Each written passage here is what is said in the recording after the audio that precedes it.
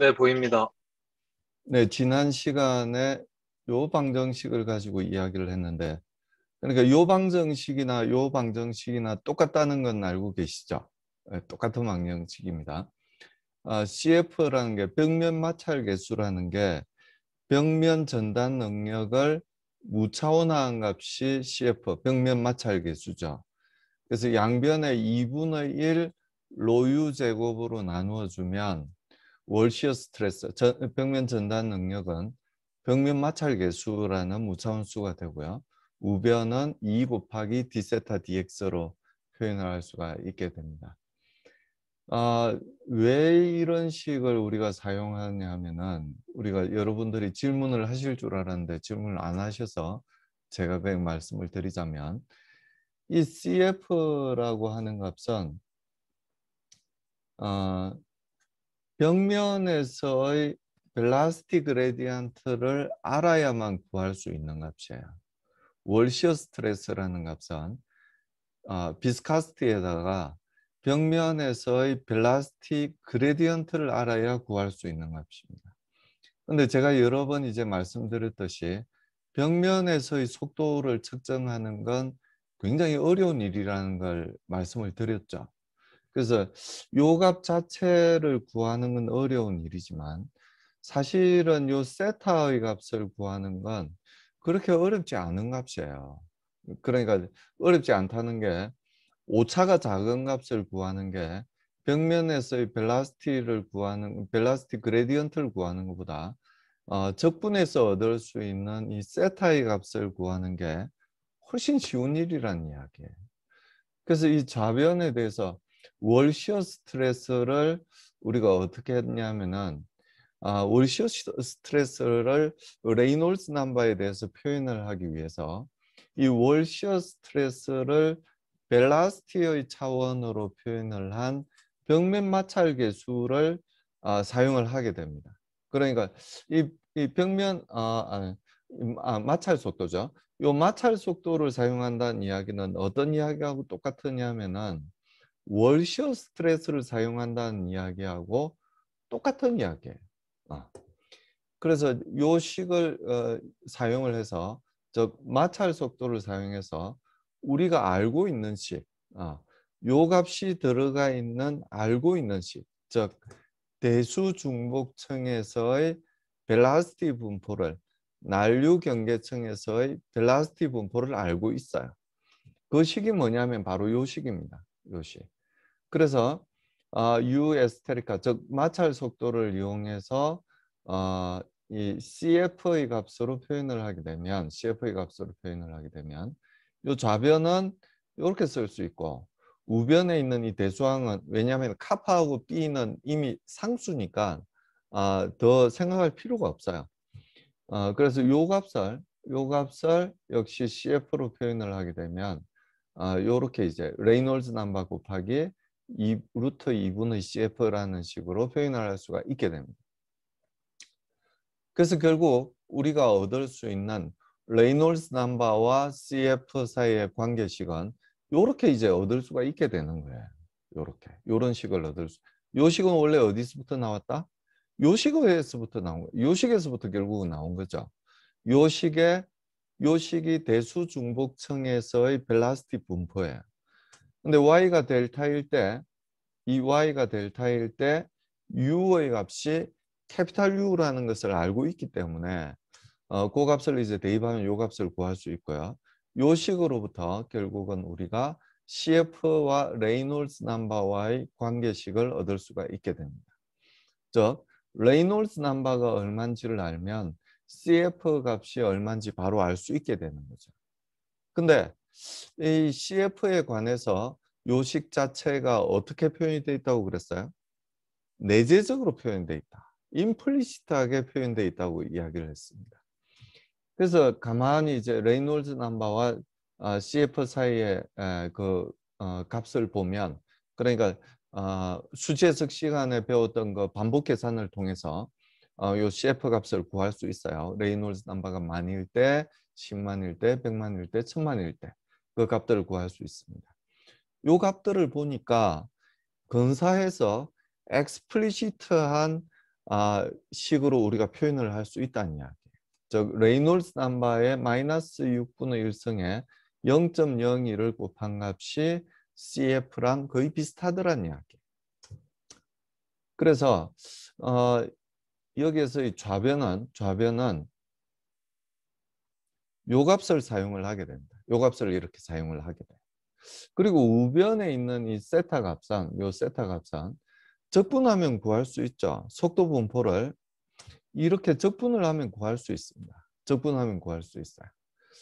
근데 사실 요 속도 분포는 벽면에서 어느 정도 가까운 부분에서의 속도 분포지 전체 난류 경계청 전체의 속도 분포를 대변할 수는 없어요. 대변할 수 없습니다.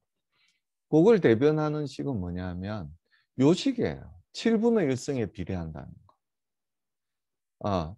그러니까 U를 캐피탈 U, 즉 파필드에서의 벨라시티로 무차원화한 값은 Y를 델타로 무차원화한 값에 7분의 1승을 하면 거의 근사식을 얻을 수 있다는 이야기예요.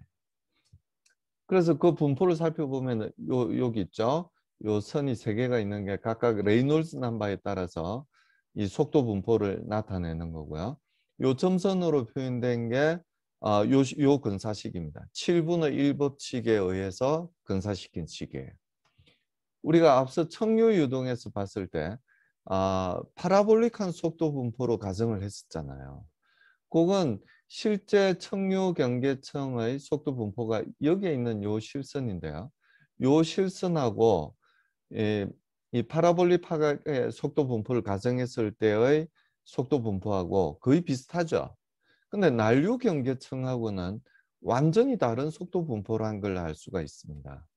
그래서 난류 경계청인 경우에는 이 포물선 속도 분포로 가정을 하게 되면 완전히 다른 값이 나와요. 그래서 어느 정도 근사한 값인 요 점선으로 표현되어 있는 7분의 1 법칙을 사용해서 세타 값을 구하게 됩니다. 그래서 여기에 있는 캐피탈 U분의 U 대신에 델타분의 Y의 7분의 1승을 대입을 합니다. 여기도 대입해야 되겠죠? 여기도 대입을 하면 요 식을 얻을 수 있고요. 0에서부터 델타까지 적분을 해주게 되면 72분의 7델타라는 값을 구할 수가 있어요. 그러니까 델타하고 세타 사이의 관계를 이렇게 구할 수가 있는 거죠. 이렇게 구할 수가 있습니다. 자, 여기서 그러니까 앞으로 다시 되돌아갈게요. 이 좌변에 대해서는 이 대수중복청에서의 로그리니어한 속도 분포를 보이는 대수중복청에서의 속도 분포를 사용해서 이 CF 값을 레이놀스 넘버에 대한 펑션으로 우리가 구했었고요. 그리고 우변에는 요거죠. d 세타 dx 대신에 요 세타 대신에 72분의 7델타라는 값을 사용을 하게 됩니다. 그러면 요 식이 결국 우리가 어떻게 쓸 수, 요 72분의 7은 상수기 때문에 요 미분 앞으로 우리가 뺄 수가 있죠. 그래서 72분의 14, 즉 9.7이라는 값을 구할 수가 있게 되고요. 아니죠. 그걸 0.02로 나누었을 때 이제 9.72가 됩니다. 그리고 d 델타 dx는 이렇게 쓸 수 있어요. r이 델타하고 r이 x 사이에 유일한 차이가 뭐냐면 길이 스케일을 델타로 쓰느냐 아니면 x로 쓰느냐 차이밖에 없어요. 비스카시티도 같은 비스카시티를 쓰고 그 다음에 벨라시티 스케일도 캐피탈 U라는 같은 값을 쓰기 때문에 유일하게 다른 게 뭐냐면 길이 스케일을 x로 쓰느냐 델타로 쓰느냐밖에 없습니다. 그래서 d 델타 dx 대신에 그렇죠. d 델타 dx 대신에 dr이 델타 dr이 x로 쓸 수 있다는 이야기예요. 이해하시겠죠? 요 둘 사이의 차이점이 요 델타하고 x밖에 없어요. 나머지 비스카시티와 그리고 벨라시티 스케일은 같은 값을 쓴다는 이야기입니다. 그래서 우리는 결국 이 r이 델타와 r이 x 사이에 이런 관계식을 요거 이꼴 요거라는 식을 얻을 수가 있게 됩니다. 그래서 이제 R이 델타가 있는 값은 R이 델타가 있는 대로 모으고 없는 놈들, 즉 R이 X에 대해서는 양변에 곱해줘서 DR이 X만 남겨놓고 음함수에 대한 적분을 하게 됩니다. X는 0에서 X까지 적분을 하게 되고 델타에 대해서는 0에서 델타까지 이제 적분을 하게 돼요. 적분을 해주면 우리는 결국 이런 식을 얻을 수가 있게 되죠. 자, R이 델타는 0.16 곱하기 R이 X의 7분의 6승이라는 값을 얻을 수가 있게 됩니다. 즉 X분의 델타는 X분의 델타는 어떻게 구해요? 그럼 요 식에서부터 양변에 뭘 나눠주면 될까요? 양변에 R이 X를 나눠주면 됩니다. R이 X를 나눠주면 요식을 얻을 수가 있어요. 요식을 얻을 수가 있죠. 아까 말씀드렸듯이 R이 X분의 R이 델타는 X분의 델타하고 같은 값이 돼요. R이 X와 R이 델타 사이의 차이점 기억나시죠? 길이 스케일을 X로 쓰느냐 델타로 쓰느냐 차이밖에 없습니다. 그래서 X분의 델타가 레이놀즈 넘버 7분의 1승분의 0.16이라는 걸 알 수가 있게 되죠. 자, 그래서 결국 이 CF 값은 우리가 어떻게 적을 수 있냐면은 원래 CF가 어떻게 됐었냐면은 0.02 곱하기 R이 델타의 마이너스 6분의 1승이었잖아요. 그래서 요 R이 델타 대신에 요 값을 대입을 하게 됩니다. 그럼 CF가 R이 델타에 대한 펑션으로 표현이 됐지만 이걸 다시 R이 X에 대한 펑션으로 다시 우리가 쓸 수 있다는 이야기죠. 자, R이 델타에 대한 펑션으로 썼을 때하고 R이 X에 대한 펑션으로 썼을 때하고 어떤 점이 다를까요? R이 델타에 대한 펑션으로 우리가 적었다면 어떻게 해야 되냐면 델타가 얼마인지를 구해야 돼요. 그렇죠? 근데 R이 델타가 얼마인지는 측정하기 그렇게 어렵진 않지만 X를 측정하는 것보다는 훨씬 정확도가 떨어져요. X는 쉽게 리딩 엣지로부터의 거리이기 때문에 쉽게 우리가 측정을 할 수 있는 값이죠. 그래서 훨씬 측정하기 쉬운 이 R이 X에 대한 펑션으로 벽면에서의 속도 구배를 구하지 않고도 CF 값, 즉 월시어 스트레스를 우리가 구할 수 있게 된다는 이야기입니다. 그래서 이 박스 안에 있는 식을 차원을 가진 형태로, 그러니까 이 양변이 다 지금 무차원화된 식이잖아요. 차원이 있는 식으로, 즉 CF 벽면 마찰 계수는 어떤 값에 대한 무차원 수냐면은 벽면 마찰 월시어 스트레스, 벽면 전단 능력에 대한 무차원 수잖아요.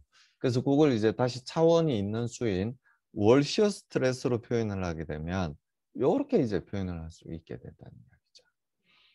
그래서 이 식을 보면 X에 대해서도 별로 영향을 받지를 않고 월시어 스트레스가 리딩 엣지로부터 거리에 별로 많이 영향을 받지 않는다는 이야기예요. X가 증가함에 따라서 월시어 스트레스가 점점 감소하겠지만 감소하는 레이시 별로 크지 않다는 이야기예요. X의 7분의 1승에 반비례할 뿐이거든요. 이 파워가 크면 클수록, 지수가 크면 클수록 훨씬 더 빨리 변한다는 거 이해하시겠어요? 만약 여기 7분의 1승이 아니라 제곱에 비례를 한다면 X가 2배가 되면 월시어 스트레스는 4분의 1이 된다는 의미잖아요. 근데 극단적으로 봐서 여기가 7분의 1승이 아니라 0승이면 어떻게 돼요? X에 상관이 없어진다는 이야기잖아요. 그래서 요 파워가, 요 지수가 작으면 작을수록 둔감해진다는 이야기입니다.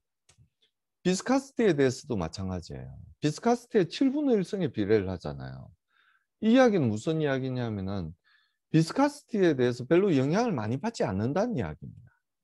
반면에 무엇에 대한 영향을 많이 받냐면은 덴시티가 얼마인지, 그리고 파필드 벨라시티가 얼마인지에 대한 영향은 엄청 많이 받는다는 이야기. 특히 무엇에 대한 영향을 더 많이 받냐면은 파필드 벨라시티에 대한 영향을 많이 받죠. 거의 파필드 벨라시티 제곱에 비례를 한다는 거니까 엄청 영향을 많이 받는 거예요. 그래서 여기서 다시 우리가 뭘 알 수가 있냐면 전에 아마 유체역학 시간에도 말씀을 드렸겠지만 난류라는 건 유체의 물성치가 아닙니다. 유체의 성질이 아니에요. 그러니까 유체의 성질이라고 그러면 이 비스카스티의 영향을 많이 받아야 돼요. 무엇의 어떤 것에 대한 물성치라고 이야기를 할 수 있냐면, 현상이라고 이야기를 할 수 있냐면, 유동에 대한 현상입니다. 유동에 대한. 그러니까 이 유체가 뭐냐에 따라서 민감하게 반응하는 게 아니고, 유동이 어떠냐에 따라서 그 유체가 어떤 상태로 흘러가냐에 따라서 훨씬 더 영향을 많이 받게 된다는 이야기죠.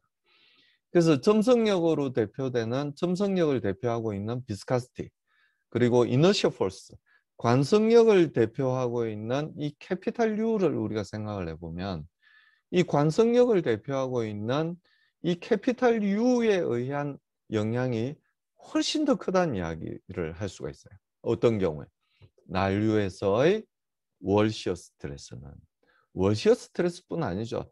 난류에서의 모든 물성치는 이너시어 포스에 의한 영향을 훨씬 더 많이 받게 됩니다. 난류의 경우에는.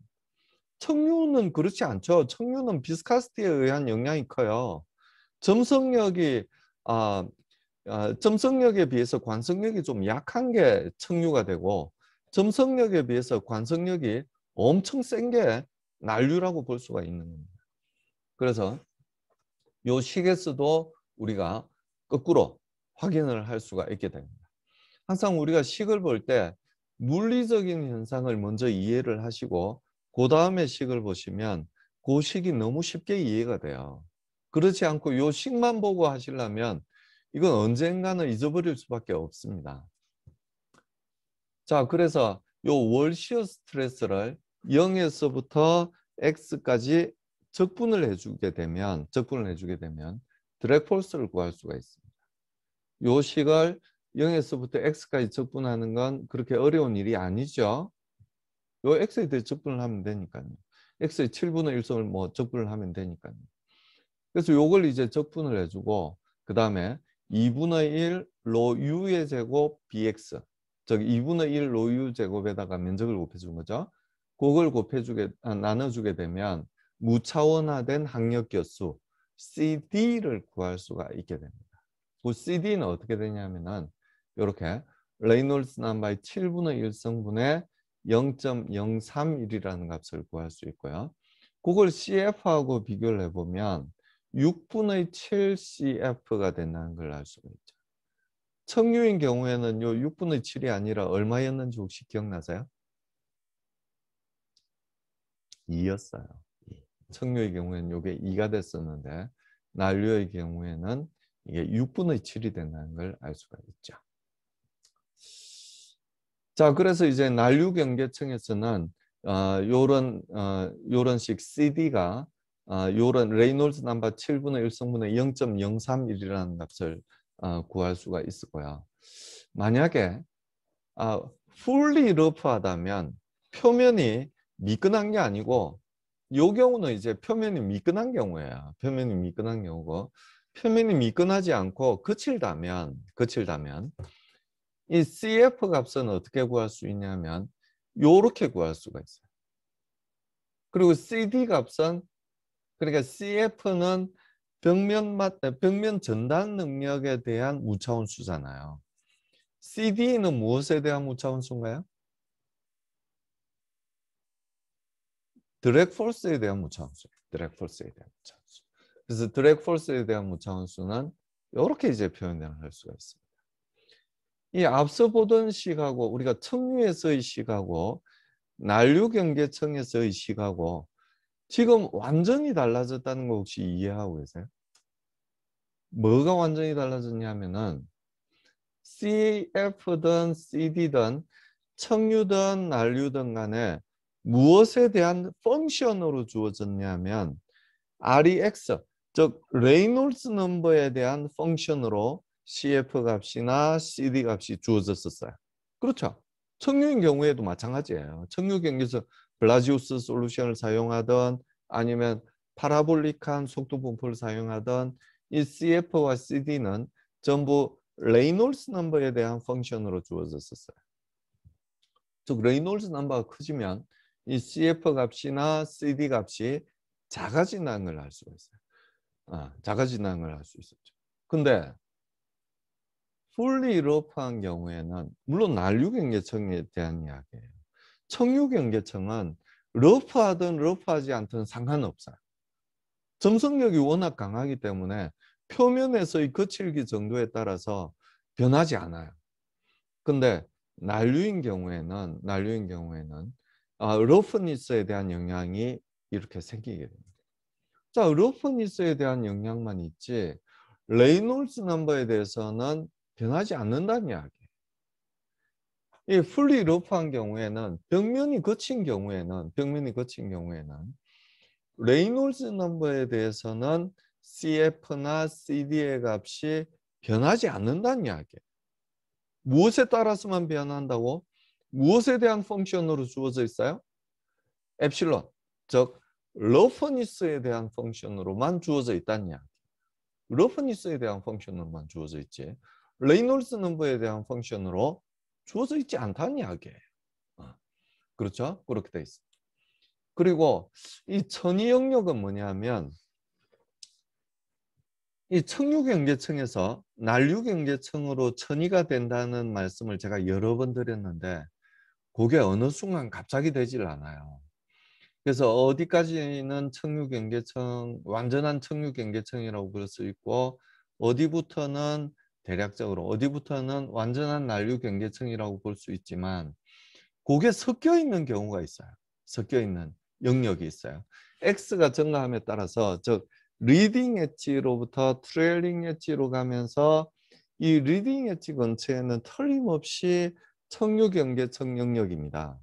그리고 어느 정도 경계청이 디벨롭하면 천위를 거쳐요. 트랜지션이 됩니다.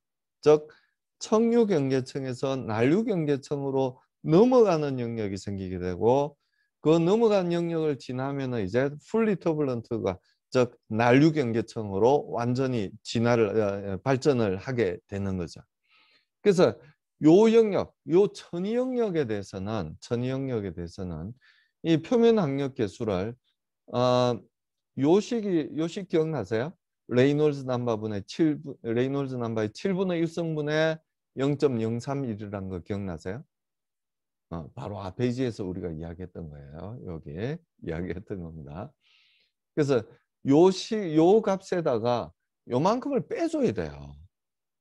그러니까 풀리 터블런트한 것보다 이 트랜지션 영역에서는 CD 값이 좀 더 커져요, 작아져요? 작아진다는 걸 알 수가 있어요. 물론 청유경계청에서는 요 CD 값이 어떻게 써요? 더 작겠죠. 더 작고 그 다음에 난류경계청에서는 큰데 요 중간 청유경계청에서 난류경계청으로 가는 요 중간 레이놀스 넘버, 중간 X에 대해서는 요만큼의 난류경계청에 비해서 요만큼을 빼줘야 된다는 이야기입니다. 그 트랜지션이 이제 50만 정도에서 생긴다고 볼 때는 요식을 사용하게 되고요. 아주 조용한 환경, 아주 조용한 실험실에서 아주 좋은 전기를 가지고 아무 진동도 없는 상태에서 우리가 실험을 하게 되면 50만이 아니라 레이놀스 넘버가 300만까지도 청유경계청을 유지할 수 있다고 이야기를 했잖아요. 그 경우에는 식이 이렇게 됩니다. 트랜지션이 어디에서 생기느냐에 따라서 다른 값을 이제 가지게 되는 거죠. 그리고 우리가 앞서 청유경계청에서 봤던 그 배제 두께를 구해보면 배제 두께를 구하는 식은 요 식이잖아요. 요 식이에요. 요 식에서 요 캐피탈 U분의 U 대신에 앞서 우리가 사용했던 요 식을 사용을 하게 되면 7분의 1 법칙을 사용을 하게 되면 델타 에스테리카는 8분의 1 델타가 된다는 걸 알 수가 있습니다.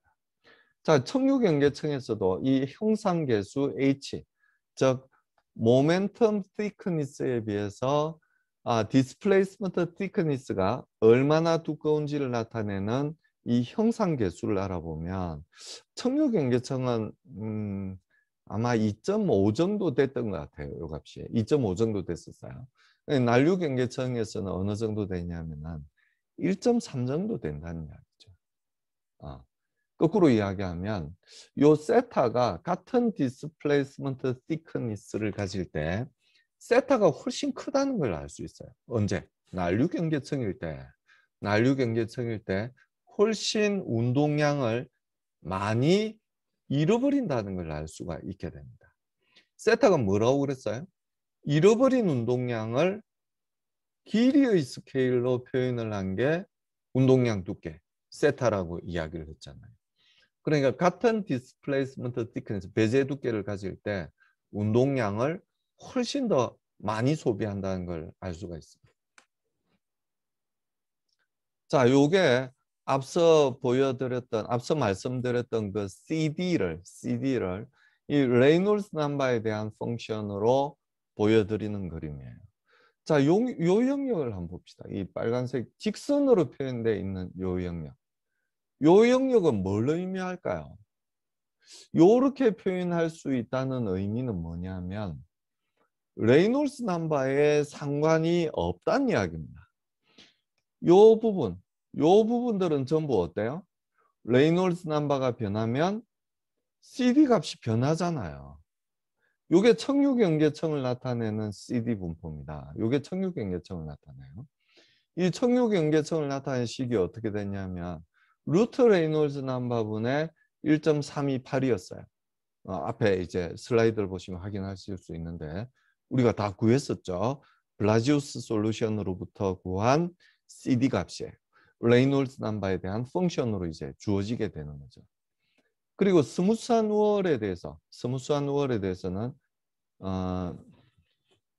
요렇게 이제 표현이 됩니다. 요렇게 표현. 그 식이 뭐냐면 요 식이에요. 요 식입니다. 요 식이에요. 요렇게 변하고 요렇게 변하고 요렇게 변하는 건 러프니스 때문에 그런 거고요. 러프니스 때문에. 스무스한 터블런트는 요 라인을 따라서 요렇게 움직입니다. 즉 레이놀스 넘버의 7분의 1성분의 0.031이라는 값으로 움직이게 됩니다. 자, 요게 7분의 1성이고 2분의 1성인데 별 차이가 없어 보이죠? 별 차이가 없어 보이는 이유가 뭘까요? 이 가로축이 리니어 스케일이 아니에요. 리니어 스케일이 아니고 로그 스케일로 돼 있어요. 이게 10의 5성, 10의 6성, 10의 7성 로그 스케일로 돼 있죠. 그래서 이제 비슷하게 보이지만 결코 비슷하지 않아요. 이거는 2분의 1성의 반비례하고 이건 7분의 1성의 반비례를 하는데 어떻게 비슷하겠어요? 이건 리니어 스케일이지만 이건 로그 스케일이에요. 그래서 서로 이제 전혀 다른 식이지만 좀 비슷하게 그렇게 보이게 됩니다. 그리고 이제 트랜지션이 생길 때는 요 사이가 이제 트랜지션이 생긴다고 이야기를 하고 있어요. 청류경계청이 쭉 진행되다가 짧게는 50만부터 늦게는 300만까지 청류경계청을 유지를 할 수 있고 그 청류경계청에서 난류경계청으로 갑자기 CD 값이 커지는 영역이 존재를 하게 됩니다. 그게 이제 전이 영역인데요. 같은 레이놀즈 넘버라고 생각했을 때 청유경계청일 때보다 난류경계청일 때 훨씬 CD가 뭐라고 그랬죠? 드랙 폴스를 무차원수로 표현한 게 CD라고 이야기를 했잖아요. 그러니까 드랙 폴스가 훨씬 크다는 이야기예요. 청유경계청보다 난류경계청일 때. 자, 요 드랙 폴스는 무엇에 의해서 좌우되냐면은 월시어 스트레스를 적분한 게 드랙 폴스잖아요.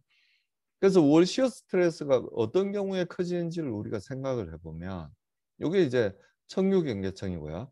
벽면에서부터 요 정도 0.2 정도 떨어져 있다고 생각을 했을 때 난류가 훨씬 더 속도가 빠른 유체들이 벽면 가까이에 와 있다는 이야기. 0.2 정도 떨어져 있을 때 난류는 파필드 벨라시티 한 80% 정도의 속도를 갖고 있는데요.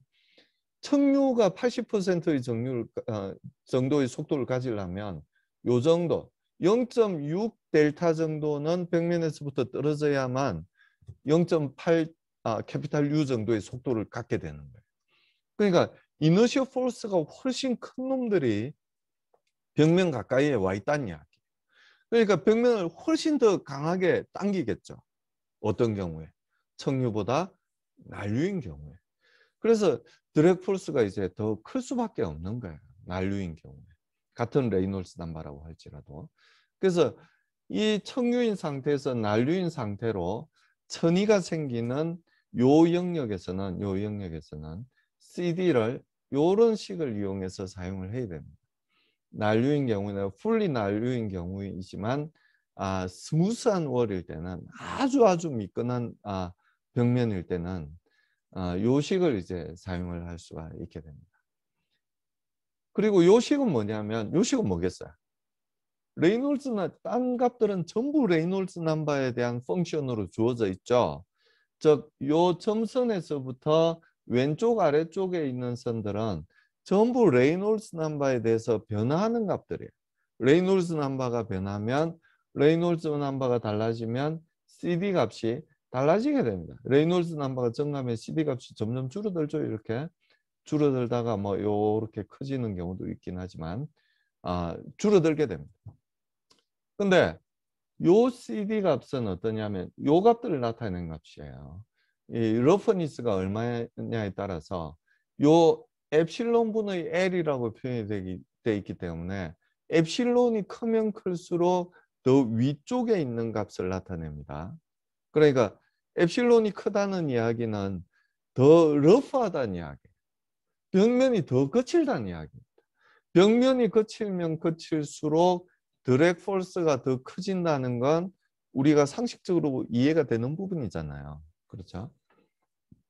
그래서 엡실론 분의 L이 작아진다는 의미는 엡실론, 즉 러프니스가 크다는 의미예요. 그래서 요 위로 가면 위로 갈수록 더 러프하다는 이야기입니다. 그러니까 엡실론 분의 L이 200일 때하고 2000일 때를 비교하면 얘가 10배나 더 러프하다는 이야기가 되겠죠. 그렇죠? 10배 더 러프하면 CD 값은, 즉 드래그 포스에 대한 값은 이 정도 한 2배 정도 이제 차이가 나게 된다는 이야기입니다. 그래서 이때의 값들은 오로지 엡실론에 의해서만 표현이 돼요. 레이놀스 넘버에 대한 펑션이 전혀 아닙니다. 이 러프니스에 대한 펑션으로 이렇게 주어지게 된다는 이야기죠. 그래서 요 전체적인 요 그래프들을 여러분들이 정확하게 이해를 하고 있으시길 바랍니다. 자, 문제를 한번 봅시다. 길이가 35cm짜리예요. 그리고 옆으로는 유동에 대한 직각 방향이 되겠죠. 유동 방향으로는 35cm고 옆으로는 1.8m짜리. 그러니까 뭘 생각할 수가 있냐면은 수중익 같은 거 아니면 비행기 날개 같은 거 이렇게 옆으로 긴 그런 물체를 이제 생각하시면 될 것 같아요. 그게 seawater flow 속에 있다고 그랬어요. 그러니까 아마 수중익인 것 같아요. 수중익인 것 같아요. 수중익의 속도가 얼마냐면은 12m/s이라는 속도로 움직이고 있어요. 자, 덴시티, 그때 덴시티는 그냥 물보다 좀 무겁죠. 그냥 물은 1톤이 안 됐는데 이 바닷물이라고 이야기를 했으니까 1톤보다 조금 더 무겁네요. 그래서 1.025톤 정도 되고 큐빅미터당. 그리고 키네마틱 비스커시티, 즉 동점성 계수가 10의 마이너스 6성 정도 된다고 이야기를 했습니다. 동점성 계수는 크게 다르지 않죠. 바닷물이나 민물이나 크게 다르지 않아요. 그래서 10의 마이너스 6성 정도가 됩니다. 그래서 처음에 뭘 구하라고 이야기했냐면은 estimate boundary layer thickness 델타가 얼마인지를 먼저 구하라고 그랬어요. 트레일링 엣지에서 플레이트의 끝에서. 그리고 프릭션 드랙 포스를 이제 구하라고 그랬는데 어떤 경우냐면은 스무스한 월일 때 리딩 엣지로부터 스무스한 월일 때 그리고 라미나 터블런트, 그러니까 라미나에서 터블런트로 트랜지션이 생기는 리딩 엣지 근처에서는 라미나고, 그게 트랜지션이 돼서 터블런트로 디벨롭 되는 플로우에 대해서 근데 트랜지션 되는 레이놀즈 넘버가 얼마라고 그랬냐면은 50만이라고 그랬어요. 50만일 때 이 드랙 폴스를 구하라고 이야기를 했고요. 그리고 D에서는 뭘 구하라고 그랬냐면은 풀리 러프한 경우에, 그러니까 엡실론이 0.12mm일 때, 엡실론도 뭐 그렇게 많이 러프한 건 아니에요, 그죠? 이 거칠기 정도가 겨우 0.12mm 정도일 때, 그 정도일 때 드랙 폴스가 얼마인지를 한번 구해보라는 문제입니다. 그래서 요 모든 것을 D는 빼고요. 이 ABC 값을 알기 위해서는 우리가 레이놀즈 넘버가 얼마인지를 알아야 돼요. 그래서 레이놀즈 넘버를 구해보면 트레일링 엣지에서의 레이놀즈 넘버가 400만 정도가 된다는 걸 알 수 있어요. 이건 아주 미끈한 스무스한 우월에서라도 터블런트로 트랜지션이 생기는 레이놀즈 넘버죠, 사실은. 그래서 요 레이놀즈 넘버에서의 바운드리 레이어 thickness를 구해보면 레이놀즈 넘버의 7분의 1성분의 0.16이라는 식, 요 식으로부터 우리가 구할 수 있죠. 요 식으로부터 구할 수가 있게 됩니다. 그래서 L분의 델타, X분의 델타가 0.018이라는 걸 알 수가 있고요. 그럼 이제 차원이 있는가? 즉 X를 양변에, L을 양변에 곱해주게 되면 6.37mm 정도가 된다는 걸 알 수가 있습니다. 이 유동 방향으로 35cm 가면 바운드리 레이어 thickness가 난류 상태에서 바운드리 레이어 thickness가 6.4mm 정도 된다는 걸 알 수가 있게 됩니다. CD 값은 얼마냐면 스무스한 우월이라고 가정을 했을 때 CD 값이 얼마냐면 요 정도 된다는 걸 알 수가 있어요. 그렇죠? 스무스한 우월이라고 이야기했으니까 요 식을 따라가야 되는 거잖아요. 그리고 풀리 터블런트하다고 이야기를 했으니까 요 식을 따라가야 되는 거잖아요. 그래서 요 식을 이용해서 CD를 구해보면 요 값을 알 수 있고요. 요 CD로부터 CD가 뭐냐면 드랙 폴스를 무차원화한 값이잖아요. 그래서 양변에 그 원래 무차원화 했던 값을 양변에 곱해주게 되면 요렇게 이제 곱해주는 거죠. 곱해주게 되면 여기 2가 붙은 이유는 뭘까요? 아랫면 윗면, 그 플레이트에 아랫면 윗면 두 면이 있기 때문이에요. 여기 2분의 1 로유 제곱 곱하기 BL이 곱해진 이유는 아시겠죠? 드랙 폴스에서부터 요 CD를 구하기 위해서 요 값을 이용해서 요 괄호부터 B 곱하기 L까지 값을 이용해서 무차원했었죠. 그래서 요 값을 다시 곱해줘야만 드랙 폴스를 구할 수가 있습니다. 요 2는 양면이 있기 때문에요. 윗면하고 아랫면 두 면이 있기 때문에 2를 곱해준 거예요. 그래서 차원이 있는 드랙 폴스를 이제 구해보면 328뉴턴이 나온다는 걸 알 수가 있습니다. 자, 근데 초기에는 라미나였다가 트랜지션이 50만에서 트랜지션이 생겨서 터블런트로 디벨롭이 됐다면 어떻게 될 거냐? CD 값에서 요 값을 빼줘야 되는 거죠. 기억나시죠? 레이놀 요 값에서 요만큼을 빼줘야 되는 거죠. 요만큼을 빼줘야 됩니다. 완전히 조용한 환경이었다면 요 값을 빼줘야 되는 거죠. 300만에서 트랜지션이 생겼다면 요 값을 빼줘야 되는 거죠. 근데 지금은 트랜지션이 된 레이놀즈 넘버가 얼마라고 이야기를 했냐면은 50만으로 이야기를 했기 때문에 요 값에다가 요만큼을 빼줘야 돼요. 그러니까 처음에 청유인 상태에서는 드랙 폴스가 요렇게 봤을 때보다 드랙 폴스가 작았었잖아요. 작았었기 때문에 그만큼을 이제 보상을 해주는 거예요. 요만큼을 보상을 해주는 거예요. 보상을 해준 값이 요 값입니다. 그래서 요 값을 빼주게 되면 어디 갔어? 요 값을 빼주게 되면 CD 값이 좀 작아지겠죠. 물론 여기서 구한 값에다가 요만큼을 빼주니까 당연히 작아지겠죠. 작아진 값이 요 값이에요. 여기서부터 다시 우리가 차원이 있는 드래그 폴스를 구하면 요건 차원이 없는 값이죠. 차원이 있는 드래그 폴스 값을 구하게 되면 294뉴턴이 됩니다. 물론 이 값보다 작아지는 건 너무나 당연한 이야기죠. 요 값은 어떻게 본 값이냐면은 처음부터 터블런트라고 본 거예요.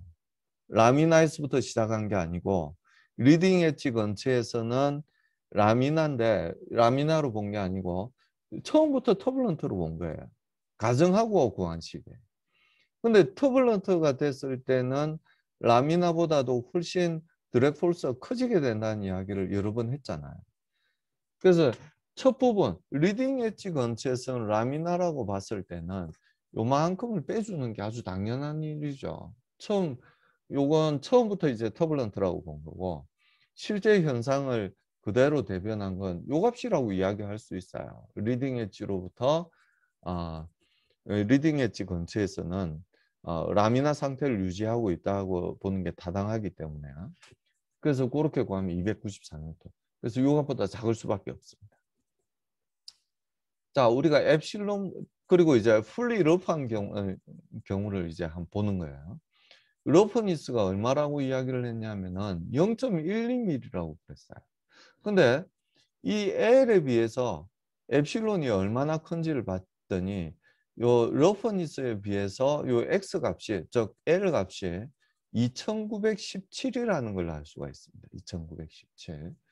그래서 요 값을 이용해서 풀리 러프한 경우를 한 3000 정도 되니까요. 요 정도가 되지 않을까 싶어요. 2000하고 5000 사이에 있겠죠. 요 정도. 그리고 이제 레이놀스 넘버가 지금 얼마였어요? 400만이라고 그랬으니까 요 근처에 있겠네. 여기 근처에 있을 것 같아요. 여기 근처. 그래서 대략 답은 0.007 정도, 0.007이 안 되는 정도, 그 정도가 될 거라고 생각을 할 수가 있는데요. 그래서 요 식에 의해서 엡실론분의 x가 얼마인지 우리가 아니까요. 그 식에 의해서 구해보면 0.00648이 된다는 걸 알 수가 있어요. 예상대로 0.007보다는 조금 작은 값, 요 정도 언저리가 될 거니까요. 레이놀스 넘버 이게 100만이고 요게 1000만이고 요게 리니어 스케일이 아니라 로그 스케일이니까 요 정도 어딘가 와 있을 거예요. 그래서 0.007이 조금 안 될 거라고 생각을 했는데 아니나 다를까 0.0065 정도의 값을 우리가 구할 수가 있고요. 그래서 차원이 있는 드래그 폴스 값을 구해보면 602뉴턴이 된다는 걸 알 수가 있습니다. 자, 어떤 경우가 제일 커요? 드래그 폴스가 328뉴턴, 294뉴턴, 602뉴턴. 602뉴턴이 월등히 크죠? 표면이 거칠면 드래그 폴스가 훨씬 커진다는 이야기예요. 스무스한 경우보다 러프하면 러프할수록 자 다시 이 그래프를 봅시다. 러프해지면 러프해질수록 같은 레이놀즈 넘버라도 러프해지면 러프해질수록 이 CD가 드래그 폴스는 훨씬 더 커진다는 걸 알 수가 있어요. 그래서 아니나 다를까 이 경우에도 그냥 풀리 터블런트라고 본 경우보다 거의 2배 정도, 거의 2배 정도라는 걸 알 수가 있어요. 러프니스가 0.1mm밖에 안 되는데요. 이 정도 차이가 난다는 거 이해되세요? 0.1mm면 사실 그렇게 큰 러프니스가 아니죠.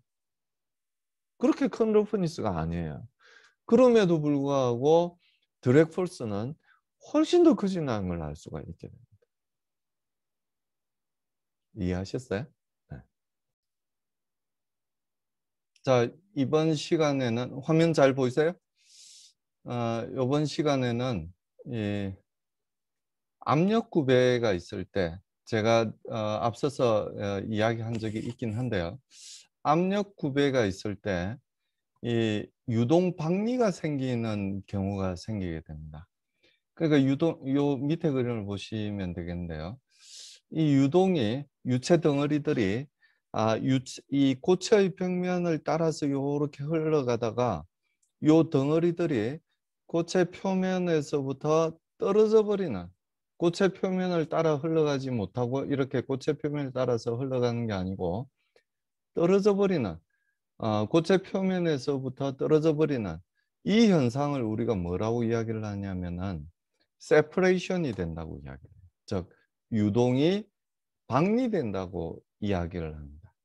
어떤 경우에 생기냐면은 역압력 구배가 생겼을 때, 즉 dpdx가 x가 증가할 때 프레셔가 어떻게 되냐면은 커질 때, 하류로 갈수록 압력이 커질 때, 압력이 큰 쪽에서 작은 쪽으로 유체 덩어리들을 민다는 거 알고 계시죠? 여기 유체 덩어리가 있으면 압력이 요쪽의 압력이 더 세다면 요로 당연히 밀리겠죠. 압력이 큰 쪽에서 양쪽 압력이 똑같으면 어떻게 될까요? 유체를 밀지 않아요. 그냥 네트 포스가 0이 돼요. 근데 이 역압력 구배라고 하는 건 뭐냐면 유동 방향이 요 방향인데 압력은 요쪽이 더 크다는 이야기. 그러니까 압력은 어디서 어디로 유체를 미냐면 하류에서 상류로 민다는 이야기. 하류에서 상류로 민다는 이야기죠. 그래서 이너셜 포스가 큰, 즉 벽면에서부터 많이 떨어져 있는 경우에는, 많이 떨어져 있는 유체 덩어리들은 이너셜 포스가 크기 때문에 압력이 밀더라도 그걸 치고 나갈 수가 있어요. 치고 나갈 수가 있는데 문제는 어디서 생기냐면은 벽면 근처에서 생깁니다. 벽면에서의 유체 속도는 얼마예요? 고체의 속도와 똑같이 0이 되게 되죠. 고체가 정지해 있다면 0이 되게 됩니다. 그리고 벽면에서부터 조금 떨어지면 파필드 벨라시티만큼은 아니지만 약한 이너셜 포스를 갖고 있죠. 즉 낮은 속도가 작은 값을 갖고 있어요. 이 벽면 근처에서는 문제가 된다는 이야기예요. U가 작기 때문에, 즉 이너셜 포스가 작기 때문에 압력에 의해서 뒤로 밀릴 수가 있다는 이야기죠. 즉 유동 방향하고 거꾸로 유동이 흐르는 부분이 생길 수 있다는 이야기예요. 근데 만약에 순압력 구배라면, 즉 X가 증가할 때 프레셔가 감소를 한다면, 프레셔는 높은 데서 낮은 데로 항상 힘을 가해준다고 그랬잖아요. 그러니까 상류가 하류보다 압력이 더 높다면 유체가 요렇게 흘러가는데 요렇게 같은 방향으로 미는 거잖아요. 그러니까 이 거꾸로 흘러가는 유체가 역행하는 일이 없어진다는 이야기예요. 같은 방향으로 밀고 있는데 어떻게 거꾸로 흘러가요? 역압력 구배가 생기면 요렇게 흘러가고 있는데 압력은 이쪽에서 이쪽으로 미는 거죠. 파필드에서는 이너셜 폴스가 크기 때문에 이 압력에 의해서 밀리지 않아요. 그냥 치고 나가요. 근데 벽면 근처에서는 이너셜 폴스가 약하기 때문에, 즉 속도가 작기 때문에 뒤로 밀릴 수 있다는 이야기예요. 완전히 이해되죠? 어려운 이야기가 아닙니다. 그래서 우리가 앞서서 봤던 이 프란들이 만들었던 이 경계청 방정식을 우리가 살펴보면, 이 마이너스 dp dx를 우리가 뭐라고 치환을 할 수가 있냐면은 요걸로 치환을 할 수 있다는 이야기를 했었어요. 그래서 요걸로 이제 치환이 된 요 방정식을 우리가 경계청 방정식이라고 이야기를 했었잖아요. 자, 아예 벽면에서 우리가 한번 생각을 해봅니다. 아예 벽면에서. 아예 벽면에서는 요 좌변의 값이 전부 0이 된다는 거 이해하시겠어요? 어떤 컨디션 때문에? 노즐 컨디션 때문에. 유체의 속도는 고체의 속도와 같다. 그래서 고체가 정지해 있다면 유체도 정지해 있겠죠. 그래서 요 값이 제로가 됩니다. 요 벽면에서는 어떠냐면 이 dpdx하고 이 값하고 두 개가 밸런스를 이루어야 된다는 이야기예요. 벽면에서 떨어지면 요 두 값 말고도 이 이너셜 포스가 있는 요 항들이 영향을 미치겠지만 아예 벽면에서는 요 값이 다 제로라는 이야기예요. 0이고 요 두 값만이 밸런스를 이룰 수밖에 없다는 이야기죠. 그래서 요 두 값을 가지고 이제 이야기를 좀 하려고 그러는 겁니다. 자, 아예 벽면에서 우리가 생각을 하자면 월시어 스트레스를 Y에 대해서 미분한 값, 즉 요 값이죠. U에 대한 2차 미분값이에요. 2차 미분값. 2차 미분값이 dp dx하고 밸런스를 이루어야 된다는 이야기예요. 같은 값을 가져야 된다는 이야기죠. 그래서 요 값하고 요 값이 같은 값을 양변의 μ를 나눴을 뿐이에요. μ를 나누게 되면 이 u에 대한 2차 미분값, 벽면에서의 값이에요. 벽면에서의 값은 dp dx하고 같은 값을 가진다는 이야기죠. 그러니까 다시 벽면에서는 요 두 값이 0이라고 그랬어요. u도 0이고 v도 0이기 때문에 벨라스틱 그레디언트하고 상관없어요. 둘 다 0이니까. 그래서 결국 요 값하고 요 값하고 밸런스를 이루어야 된다는 이야기예요. 그래서 요 값하고 요 값이 같아져야 된다는 이야기예요. 완전히 이해되시죠? 자, 이 파필드에서는 어떠냐면 요 값이 du, dy가 점점 작아져야 돼요. 그리고 아예 델타 밖으로 나가면 어떻게 돼요? du, dy 값이 0이 돼야 되는 거잖아. 벽면에서는 속도가 점점 커져야 되겠죠. 점점 커지다가 즉 du, dy가 양의 값을 갖고 있다가 파필드로 가면은 요 값이 얼마로 가야 되냐면은 0으로 가야 된다는 이야기예요. 그래서 요 u에 대해서 두 번 미분했다는 이야기는 뭐냐면 한 번 미분한 값을 한 번 더 미분했다는 이야기잖아요. 그러니까 이 du, dy 값에 대해서 생각을 하자면 벽면 가까이에서는 양의 값을 갖고 있다가 파필드로 가면 0의 값을 가져야 되니까 점점 어떻게 돼야 돼요? du, dy 값이 점점 작아져야 된다는 걸 알 수가 있죠. 즉 y가 증가함에 따라서 du, dy 값이 작아져야 된다는 걸 알 수가 있습니다. 이게 작아져야 된다는 의미는 뭐냐면 얘의 부호가 음수가 돼야 된다는 거죠. 음수가 돼야 된다. 요게 이제 파필드에서의 2차 미분값이에요. 근데 벽면에서는 어떻다고 이야기를 했냐면은 벽면에서는 요 2차 미분값이 곧 뮤분의 1 곱하기 dp dx하고 같은 값을 가져야 된다고 이야기를 하고 있어요. 그럼 만약에 이 dp dx의 값이 양수라면 얘가 양수라면 이 값이 양수란 이야기. 벽면 가까이에서. 벽면 가까이에서가 아니죠. 벽면에서. 벽면에서 양수란 이야기.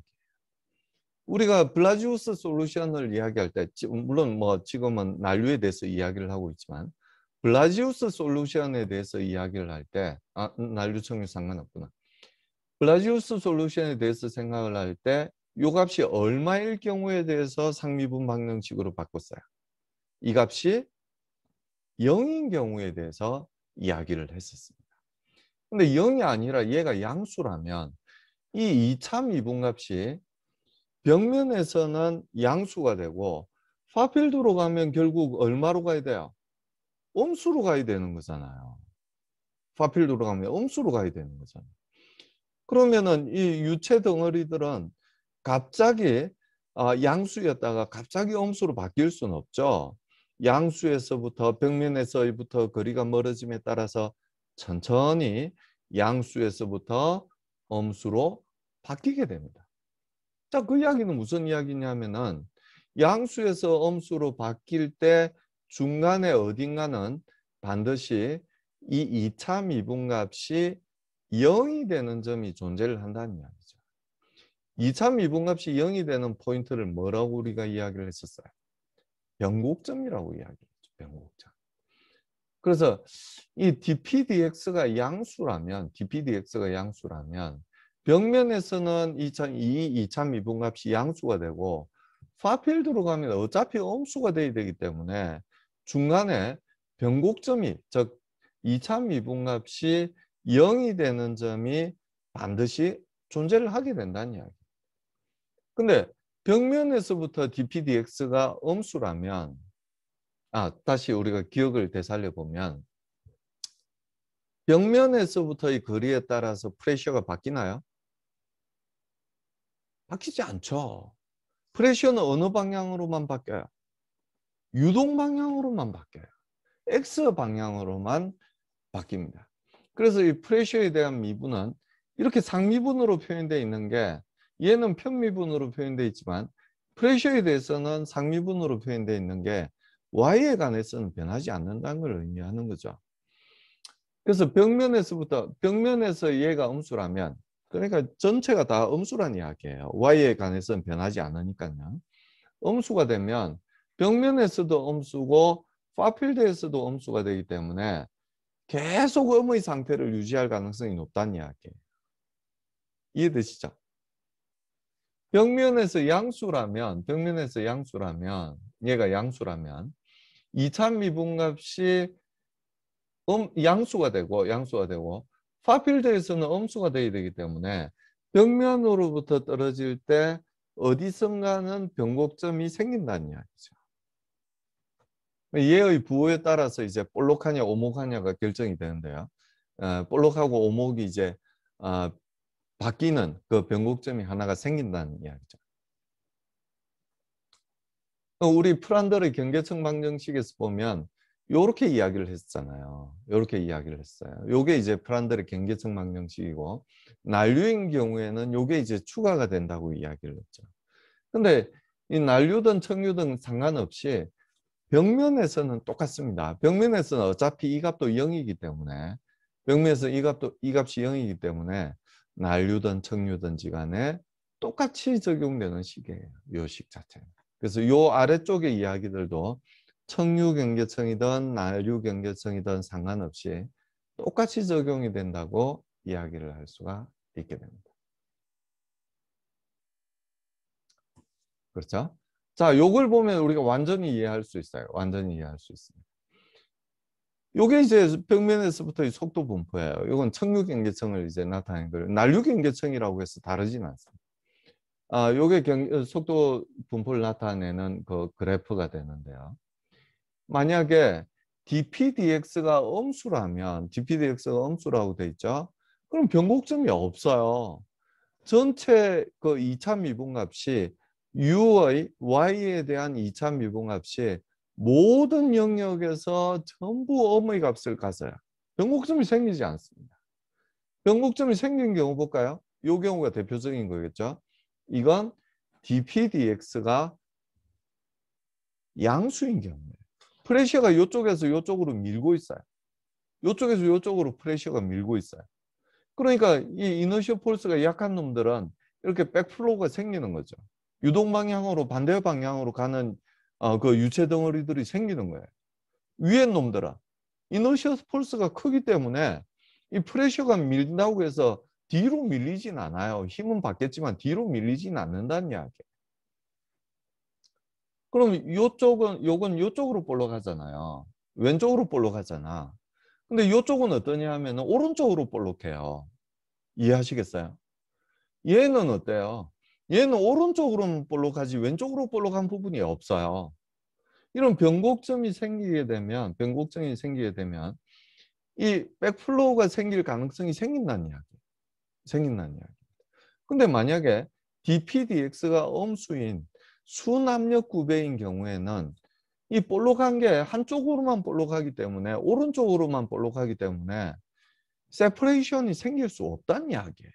물리적으로 완전히 이해되시죠? 이건 왜 백플로우가 생겨요? 이너셜 폴스가 약한 놈들이 프레셔에 의해서 뒤로 밀린 거야. 반대로 밀린 거예요. 이렇게 뒤로 밀린 거예요. 그래서 dpdx가 양수라면 이렇게 변곡점이 요 y로부터 어느 정도 거리에 떨어져 있는지는 잘 모르겠지만 이 변곡점이 생긴다는 이야기죠. 변곡점이 반드시 생긴다는 이야기. dpdx가 0인 경우에는 벽면에서는 어떻다고 그랬어요? 이 dpdx하고 얘하고 같은 값이라고 그랬잖아요. 벽면에서 변곡점이 생깁니다. 벽면에서 변곡점이 생기기 때문에 이 오른쪽으로 볼록한 부분밖에 없어요. 요 역시도.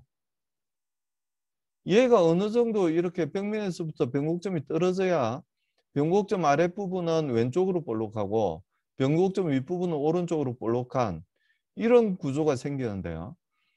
이 변곡점이 벽면에서 생기게 되면 이 전체가 다 오른쪽으로 볼록할 수밖에 없어요. 그렇죠? 오른쪽으로 올라갈 수밖에 없습니다. 그래서 이 dpdx가 양수라고 해서 이게 전부 다 dpdx가 양수인 경우예요. 반드시 세퍼레이션이 생기는 건 아닙니다. 반드시 세퍼레이션이 생기는 건 아니에요. 여기부터 이제 세퍼레이션이 생기기 시작하는데요. 여기서부터 세퍼레이션이 즉 du dy가 0인 경우가 세퍼레이션이 생기는 거예요. 요건 du dy가 요건 du dy가 어떻게 되는 거예요? 양수예요, 음수예요? y가 증가할 때 u가 증가하나요, 감소하나요? 이 경우 증가하죠. 그래서 du dy가 양수인 경우에 얘들은 다 양수예요. du dy가. 얘도 du dy는 다 양수예요. 변곡점이 여기 있긴 하지만 이 속도 분포 자체가 이쪽으로 볼록했다, 이쪽으로 볼록한 그런 구조가 생기긴 하지만 du dy는 다 양수예요. 근데 이 경우는 벽면에서 du dy가 0인 경우를 나타내고요. 이 유동 구조 전체에 있어서는 du dy는 계속 양의 값을 가지게 돼요. 근데 이 경우는 어때요? 벽면 근처에서는 du dy가 음의 값을 갖습니다. 음수의. 그렇죠? y가 증가할 때 속도가 어때요? 마이너스 방향으로 생기니까 0에서 마이너스가 되면 감소하는 거잖아요, 속도가. 그래서 벽면 가까이에서는 속도가 줄어드는 부분이 생겨요. 요 점부터는 다시 속도가 요렇게 증가하죠. 속도가 계속 증가합니다. 여기부터 증가하는 게 아니죠. 여기부터는 속도가 계속 증가해요. 증가하지만 벽면에서의 속도 구배 자체가 음의 값을 가지는, 즉 백플로우가 생기는 그런 영역이 생기게 된다는 이야기예요. 자, 다시 dpdx가 음인 경우에는 절대 세퍼레이션이 생기지 않습니다. 유동이 이쪽으로 가고 있고 프레셔도 어디서 어디로 미냐면 상류에서 하류로 유체 덩어리들을 밀고 있어요. 세퍼레이션 생기지 않죠. 근데 dpdx가 양수라면 유동이 이쪽으로 가고 있는데 프레셔는 이쪽에서 이쪽으로 밀고 있어요. 그러니까 이너셔 폴스가 약한 벽면 근처에서는 백플로우가 생길 수 있다는 이야기죠. 이렇게 백플로우가 생길 수 있습니다. 자, 앞으로 다시 되도록 할게요. 자, 이 앞부분은 순압력 구배 부분이에요. 압력이 이쪽에서 이쪽으로 밀어주고 있는 부분입니다. 뭘 보면 알 수 있냐면은 du dx가 어떻게 되냐면 이 캐피탈 U의 값이 유동이 진행함에 따라서 계속 커진다는 거 이해하세요? 얘가 양의 값을 가진다는 이야기. 얘가 양의 값을 가져요. 즉 dp dx는 음의 값을 갖고 있다는 이야기. 근데 요 점을 지나서 요렇게 내려가면 어떻게 돼요? 캐피탈 U의 값이 X가 증가함에 따라서 캐피탈 U의 값은 작아지죠. 그래서 얘는 음의 값을 안 가질지 몰라도 요 그레디언트 du dx 값은 음의 값을 가진다는 이야기. 얘가 음의 값을 가진다는 이야기는 dp dx가 양의 값을 가진다는 이야기죠. 즉 프레셔는 하류에서 상류로 이렇게 밀게 된다는 이야기. 그럼 이 부분에서는 세퍼레이션이 생길 수 있다는 이야기고 이 부분에서는 세퍼레이션이 생길 수 없다는 이야기. 뭐 너무 당연하죠. 우리가 익히 알고 있는 내용이에요. 사실은 상식적으로도. 그래서 야구공을 류현진 선수가 야구공을 이렇게 던지게 되면 공 뒷부분에 세퍼레이션 버블이 생기게 되는 거지 공 앞부분에는 세퍼레이션이 생기지 않는다는 이야기예요. 이 유체 덩어리에서 이 유체 덩어리가 벽면을 따라서 흘러가지 여기 뒤에서처럼 벽면에서부터 떨어져 버리진 않는다는 이야기예요. 여기 백플로우가 있다는 거 이해하시기 바랍니다. 자, 그래서 이제 마지막 페이지인데요. 만약에 유동이 이 그림에서 이쪽에서부터 이쪽으로 이렇게 흘러가고 있다고 생각합시다. 그럼 어느 부분이 이 역압력 구배가 걸리냐면 이렇게 확대되는 부분에서 역압력 구배가 걸리게 됩니다. 그래서 이 앞부분에는 절대로 세퍼레이션이 생기지 않아요. 어디서 생기냐? 생길 가능성이 있냐? 이렇게 생겼다고 해서 무조건 세퍼레이션이 생기는 건 또 아니에요. 어디에서 생길 가능성이 있느냐? 왜냐하면은 이 상태까지 이것도 다 dpdx가 양이라고 그랬잖아요. 이 상태에서 끝나버리면 세퍼레이션은 안 생기는 거잖아요. 근데 이 상태까지 가버리면 세퍼레이션이 생기는 겁니다. 여기까지는 세퍼레이션이 안 생겼잖아요. 그러니까 이 디퓨저가 여기서 끝났다면 세퍼레이션은 안 생기고 끝나겠죠. 하지만 디퓨저가 이렇게 더 길다면 이렇게 백플로우가 생긴다는 이야기예요. 이 세퍼레이션이라고 여기 표시되어 있는 점 보이시죠? 이 점은 어떤 점이에요? du, dy가 0인 부분, 즉 요 부분이에요. 요 부분.